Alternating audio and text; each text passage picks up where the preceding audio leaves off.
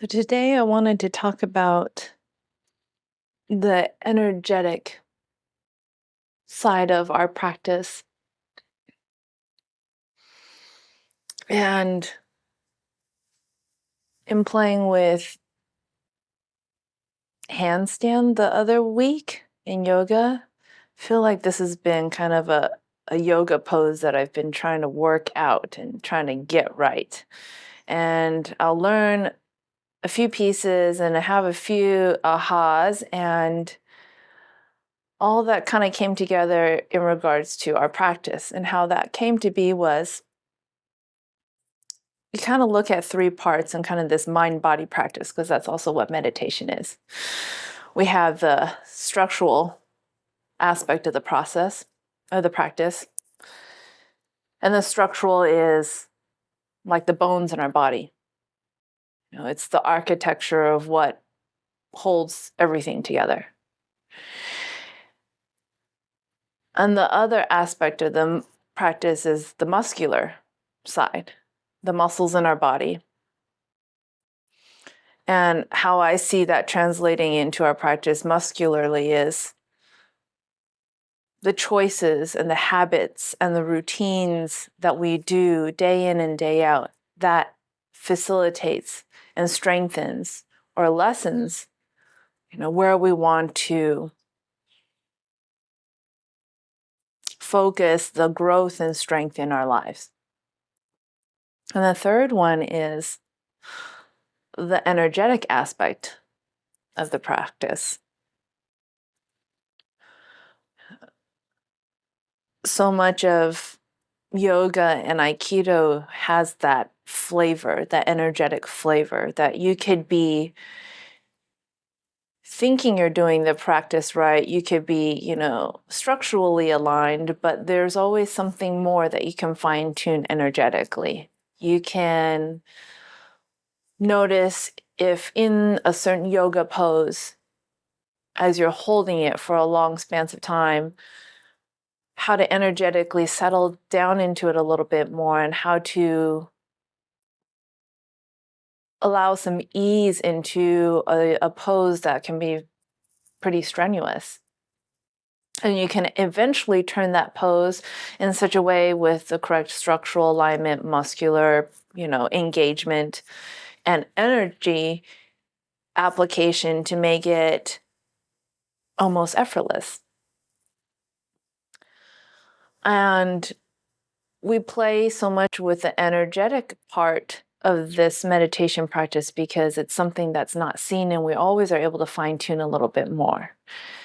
So the obvious structurally, is the basic categories of home, life, relationships, career, those kind of big pieces in our life that creates the structure of how we live our life. And muscularly is the aspect of who do we choose to have relationships with? What kind of career do we put our time and energy into? And exercise. What type of exercise routine or regime do you follow to kind of balance out the structural part? So we know all of that. That's part of our practice already. That's already in place. And so I want to speak to the energetic part,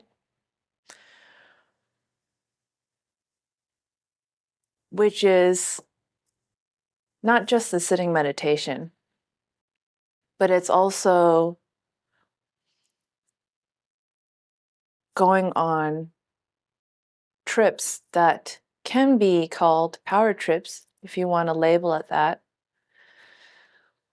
where you can leave for a day or two and completely leave that structure and muscular practice that you have in place, and be able to clear everything out, zero everything out back to zero. And you go to a place that feels good to you. You don't have to go with a whole group of people. You can go by yourself. But just the aspect of taking yourself to those places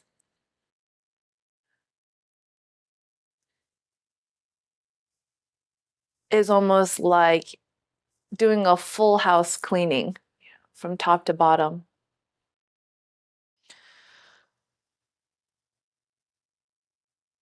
So that when we come back this new person. And this new person has a little bit more awareness, has a little bit more perception and seeing into how we've structured our lives, how we are engaging in our lives, how we are making certain choices in our lives, and the habits that we've accumulated to see if we still want to pursue those.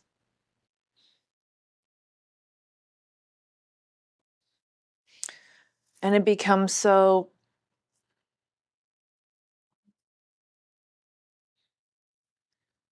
beneficial, even though it can feel scary when we're about to go on these trips, because there truly is a part of us that is not coming back, if not the whole part of us. And during these power trips, you can be doing the most mundane thing, reading a book, soaking in the jacuzzi, taking a walk, having a conversation. And yet, because of the intent and the preparation that you've put towards this trip, all the ordinary things become completely extraordinary.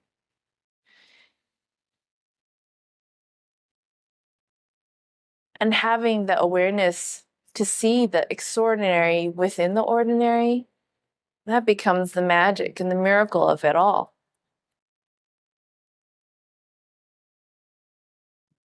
We're able to release kind of the mental structure and thinking that we go about in life with, and we're able to see a little bit differently, or if not, just maybe play with the possibility of what could be and what's out there, what's beyond our own perception, and what's possible. For example, on the latest power trip that I went on, and you were there as well, we had hiked into this spot and we sat and meditated. And after meditating for a while, I was opening my eyes to kind of just gaze at the horizon because I was able to face kind of a mountain, a hill far off in the distance. And the sun had set and the stars were out. And there was a particular star that was really low to the horizon. And when I gazed at this star, just kind of lightly placing my attention on it, I noticed how there was a string of light connecting from the star to the horizon. And it kind of made me smile, and I kind of had my brain do a little flip flop inside. Because normally I would think that the stars hang from the sky. And here, this felt like the star was hanging or floating like a balloon connected to the horizon. It's quite cool. And in that moment of kind of seeing that star with this string of lights connected to the horizon, and the sense of, oh, well, maybe that the stars are somehow connected to the earth in such a way with these strings that are all tied up, and maybe the stars are some form of kind of a balloon trying to float away into eternity, but really it's being held back from this, string of light. And it allowed me the possibility to engage with my mind, with my body, with my whole logic thought process that, well, maybe everything I'm thinking about is completely upside down and inside out. And when you have thoughts like that, it gives you a moment of pause. Like, oh, wow. What else have I been thinking or doing that's completely backwards or inside out or upside down? And it felt like such a happy moment to me to feel that way, because I didn't have to be burdened by a certain way of thought process. I didn't have to be burdened by a certain way of being that I felt was me or was right or whatever it was that I was feeling at that time.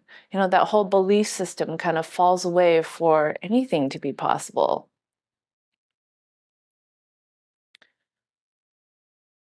And so going on these power trips and having these kind of experiences that can seem more or less mundane when you maybe talk to somebody that hasn't been on one, ah, it can be hard to describe all that is happening at that moment and in that time.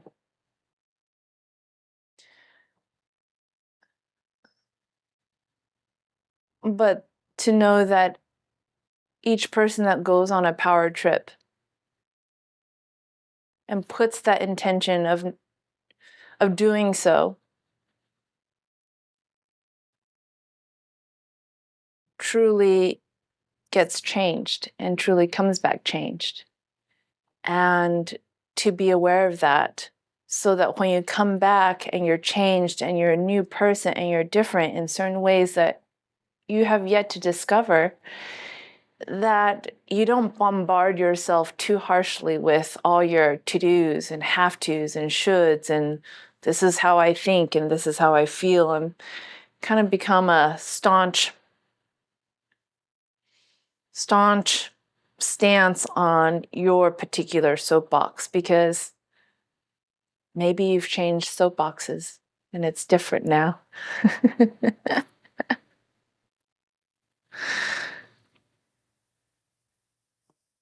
And even going beyond the soapbox and whatever it is your new beliefs are when you come back as this new person, also remembering your time during your power trip, wherever that may be. Because when we remember that time that we spent and how we felt and all the things that we experienced on that power trip, we're also remembering that everything we do in this life, the soapbox that we stand on, it's all just a role we play. It's just all part of the theater of this whole life, the whole drama of eternity. And sometimes we pick up the role of the warrior, we pick up the role of a monk, or we pick up the role of a, competitive athlete, or hardcore New York business woman, that they're just roles and they're temporary. And what truly is real is that part of you, that aspect of you that was out with eternity during the power trips. That very malleable part of you that finds laughter and joy in the simple things.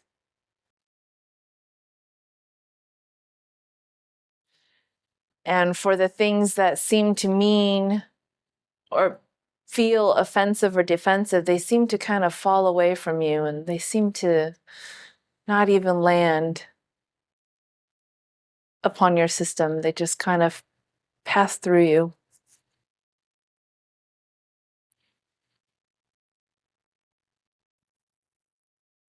So, the most important thing I'm trying to say today, with regards to the energetic aspect of our practice, is to take yourself on these trips, these journeys, these adventures that takes you to somewhere new you've never been and allows you to experience a different aspect of yourself, which really is the true core part of yourself, so that you can come back into life and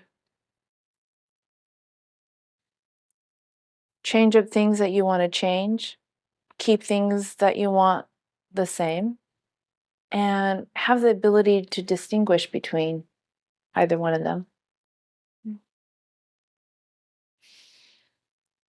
Any questions on that? I have a comment. Yes. Star, yes. Star thing. From the sky. You saw the star dangling from the sky. How funny. Swinging from a swing or? No, the star was controlling the earth. Ah. Oh. Because I saw that same star. Oh. The star was controlling the earth like a puppet. I like that. Like the moon. Yes, yes. Yes. That's totally possible. Because when I saw it kind of swinging in the sky, literally the star swinging, I felt like it looked like a balloon that's just kind of swaying back and forth. And I thought that the line of light was tethered, connected to the earth. That's cool. That's cool that you saw that. Perhaps, right. It's possible, really, to explain to anybody who wasn't there what the experience was like. Yes. Because I exert myself, become a different person. I become empowered when I go on these power trips. Sounds like a cliche, but it totally makes sense. Empowered when you go on these power trips. Yeah, and I can do things and be aware of a lot more than I normally am in my closed little world. When I come back, I see my closed little world for what it really is. Yes. So small, but so voluntary. Voluntary? Voluntary. I choose to live this lifestyle. Sure. These things. Sure. Opposed to, other things I can do. Sure. And just makes me more aware of my options. Yes. So, a little more hopeful. Not that I'm, despondent. Sure. But I was like, yeah, I could change that. Or I can do that. And so that's what I was saying. I just get so energized. And I don't know what to do with all of it. Such a beautiful place to be. Yeah. It truly is. It's powerful to have choices and options in your life, and the ones that feel, all of them to you, tangible, all of them possible. I truly think that's, miraculous in itself. Yeah. Like in terms of my back, I had no problem really out there at all this trip with my back. And I even then asked me about that. And she said, well, how was your back? I said, well, my back is remarkably I love that word, remarkably improved. I love it. And yes. Yes. And I attribute it to, my medicine Buddha practice, obviously. Yeah. And, that I am learning to manage the energy. Yes. Inside. Yes. And around me. That's right. Yes. And I can change the shape of my back, my spine. Because I already did it. Yes. Right. Oh, yeah. But anything is possible, really. Yes. Just the fact that we're born with all of these, parts, and they work perfectly. Yes, it's amazing. I love what you said about the inside, kind of being able to harness that a little bit better, because that was so much what I felt when I was out on our trip. I felt literally every time that the wind blew, every time a gust blew this way or that way, that on one side, yeah, it felt like it was blowing through me, but then I felt like my insides had flipped outward. And it was just that, and my outside had flipped inward, if you will, but I also feel to a certain extent that the me that I thought was me was very, very thin, and therefore I felt everything kind of moving and shifting, the wind blowing each time, and it really felt like nothing there. It's just all this lovely light. Nice. Yeah, the wind is quite phenomenal. Yes. Because I became, bodiless. Yes, bodiless. Yes, thank you. That's a great word. Yes. And it was literally, Isis talks about, sanding down ego. Yes. It was Sanding down. Sanding down ego. It was just going away. Yes. It was just there. Absolutely. And no bodily feeling. No. You know?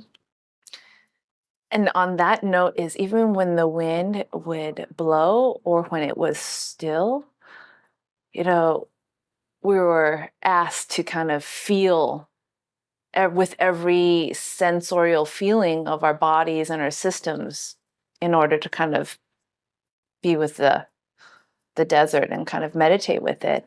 And I was smelling, because I have kind of a strong smell of a nose.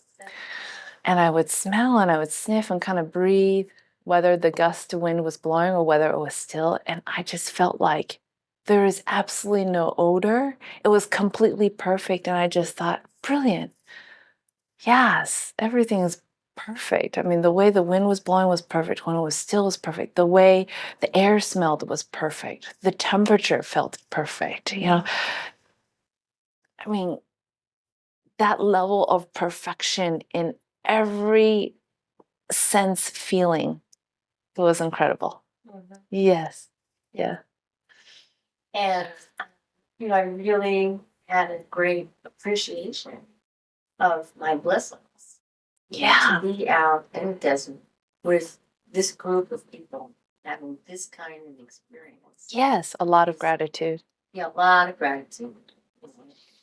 And, gratitude for this place and all the teachers and all the students and everything that I've learned. Yes. It's also interesting remembering that part in our trip where we went around in a circle kind of speaking gratitude for the trip. And, initially when the leader was like, well, let's go around the circle and see if you have anything to share. Feel free to share. And my little bit of ego was like, oh, yes, I want to say something. And then it was all of a sudden, as I just settled it down and listened to everyone truly said what I felt and what I wanted to say. And in that moment, since I happened to go last in the way the circle was formed, I felt so complete and I felt so unified with everyone, and just the awareness of, oh, you are me and you are and I'm you, and everything you're asking is what I would ask, and everything you're giving gratitude for is what I would give gratitude. And now I'm able to give gratitude amongst 7 people and 7 voices versus just my one voice. And that was really cool to feel, and really wanting to remember that sense of oneness, when I come across things or people I see, coming back to my life or world, that the things that kind of irk me the wrong way is like, oh, what about it is that me that I'm having to correlate or assimilate? So still working on that. And I felt like Rama had given me a special gift of the luminous sand. Yes. Yes. It's just, the sand, there's no source of light. Yeah. Amazing. Yeah. Amazing. I was really grateful that you guys spoke about the sand being so luminous, because I saw it. Yeah. But if we hadn't spoken, or if you hadn't spoken to it, it would have just been kind of the backdrop of like the blue sky. Almost, if you don't kind of name it, especially in those moments of on these power trips, it kind of gets flittered away of like, oh, that was just the sky. Yeah, and I remember looking for the moon, the source. Oh yes, no moon in sight. Yeah, really cool. Yeah, it was great. It was great. And for those that are listening or will be listening to this talk, you should definitely go on one.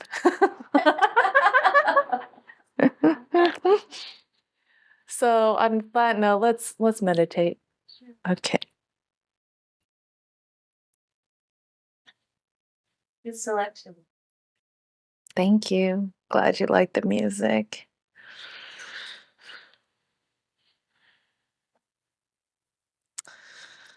So instead of trying a new diet or a new exercise program or hiring a trainer and spending a lot of money and maybe not getting very lasting or long lasting results, I suggest maybe taking a power trip. Go for a weekend or a day and come back completely changed. And that change can facilitate so many other more numerous changes in your life to really make it sustainable and bright and happier. So thank you for coming today. Thank you.